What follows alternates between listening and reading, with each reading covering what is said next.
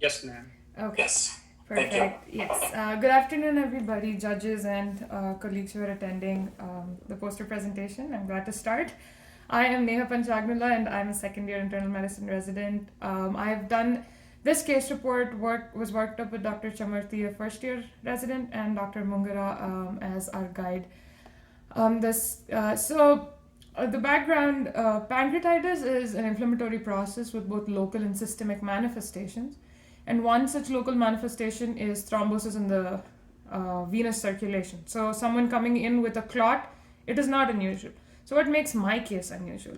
Thrombosis of the splanchnic venous circulation in the absence of recurrent or necrotizing pancreatitis, that makes my case stand aside. So, moving on to the case presentation, we had a 43-year-old female with no past medical history except for multiple abdominal surgeries like an oophorectomy, appendectomy, and a cholecystectomy, presented with a 2-week history of abdominal discomfort, nausea, vomiting, and obstipation. She had no history of smoking tobacco or alcohol abuse. She was diagnosed with acute idiopathic pancreatitis and she was monitored for 24 hours on her first admission and was discharged from her facility. 5 days later, she presented back, and on repeat presentation, a computerized tomography and CT angiography of the abdomen revealed extensive splanchnic venous thrombosis. She was admitted to the hospital. Here in the images, we see pancreatitis with a necrosis on initial presentation. And on readmission, the second image, let me use a laser pointer here.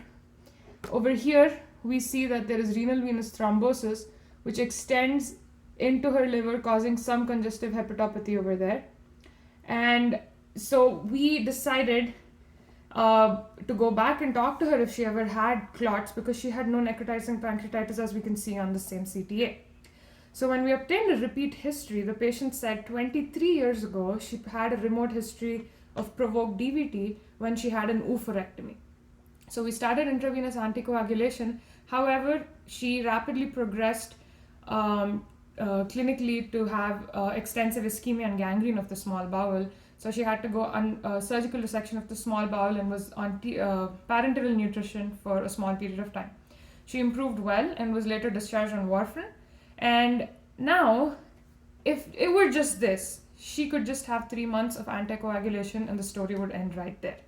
But we didn't stop there and pursued an autoimmune and hypercoagulability workup in a patient who is so young and does not have any triggering factors for such extensive thrombosis. So we pursued factor V Leiden deficiency, lupus anticoagulants, cardiolipin ANA antibodies, and the C677 and 1298 genotype workup, and also for hyperhomocystinemia. We got the methyl tetrahydrofolate reductase gene. All of those were insignificant, but we did find a prothrombin gene which was heterozygous and contributes to at least 2 to 4-fold increase in chance of occurrence of these clots. Now, if she were homozygous, the clot would have occurred for sure and we would have attributed to this. But 2 swords in 1 scabbard means she did have that heterozygosity of prothrombin and a triggering event such as pancreatitis to trigger such extensive thrombosis in her. My case reiterates on the importance of history taking and the rare presentation of such extensive splanchnic venous thrombosis in the absence of necrotizing pancreatitis. And the essence of pursuing hypercoagulability workup now brings us to why we did it. She would need lifelong anticoagulation, or if not, a smallest event could trigger clots in her and could lead to fatality. Now, one more thing I would like to emphasize upon is in the absence of pregnancies or oral contraceptive use or hormone replacement therapy, or the most common cause as to why we see pancreatitis, alcoholism, there is no liver cirrhosis. Her case and her presentation stood out. And when we did a literature search, we found out that people are trying to make logistic regression analysis and artificial neural networks to pick up this case as it is rare, so that we can have an early predictability in patients who present to us with pancreatitis to see and predict whether or not they're going to progress down such a treacherous path, and in order for us to monitor them longer so that readmissions are avoided and progressing to gangrene of the bowel, and stuff can be prevented, so the patient has a better quality of life. So this is the case, and I'm ready to take any questions from the judges. Thank you for your nice presentation. So let me allow the judges to ask a question first. Thanks, Dr. Gandhi. Dr. Platner and Dr. Kohli.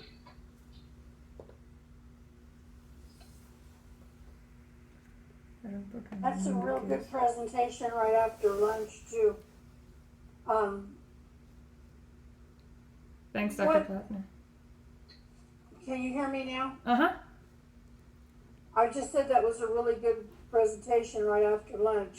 Thank you. What, I know that she came in complaining of abdominal discomfort, Mm-hmm. nausea, vomiting, and constipation. Mm-hmm. What made you think of coagulation problems? Okay, so the first, she came back within 5 days of being discharged, and on the earlier presentation, she did not have severe pancreatitis, and her symptoms had resolved when we discharged her. All that she had was some epigastric discomfort, which can happen when someone has extensive vomiting. So when all that had resolved and she was tolerating a diet and she came back, and my abdominal examination findings were out of proportion to what was happening. She was having extensive pain, and I am palpating, and the tightness is no longer band-like, which is significant and pathognomonic for pancreatitis. She was having abdominal distension, which was more suggestive of obstruction and impending bowel ischemia, which prompted me to get a CTA on her. And also of mention, we got a CTA after this index of suspicion was discussed with our attending. She had already gotten contrast before that, but we thought pursuing another contrast imaging on her would be the right thing to do to find this thrombosis. So we prehydrated the patient and made sure that we had to investigate into this disproportionate abdominal distension to someone with pancreatitis.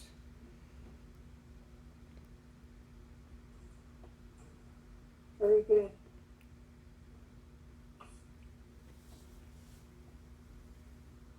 Dr. Kohli, do you have?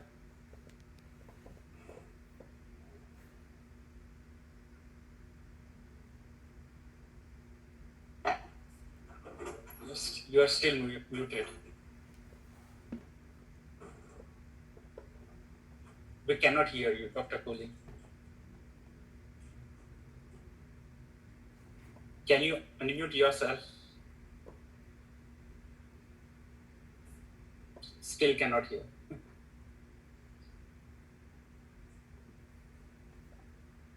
So is there any question from the audience, so I can take that one? Or Dr. Platner, do you have any more questions?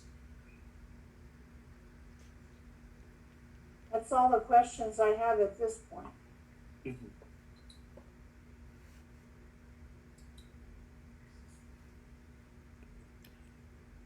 Oh, okay. You say it's without necrotizing pancreatitis. Mm-hmm. How would you know if it were with it?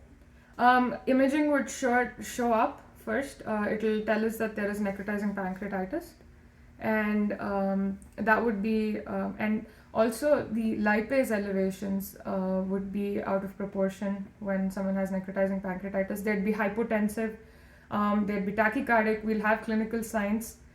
They would be clinically more toxic when they have necrotizing pancreatitis, when it basically means your pancreas is eating itself up and there is digestion of it and it's necrosing inside your abdomen.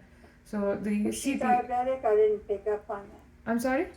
She's Is not a she diabetic. diabetic? No, she had no other past No? medical history, not on any medications, just history of abdominal surgeries in a remote past. Hmm.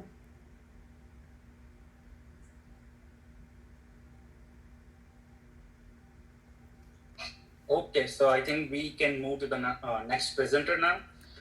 Thank you so much for the opportunity. Thank you, Dr. Neha, for your presentation. So our next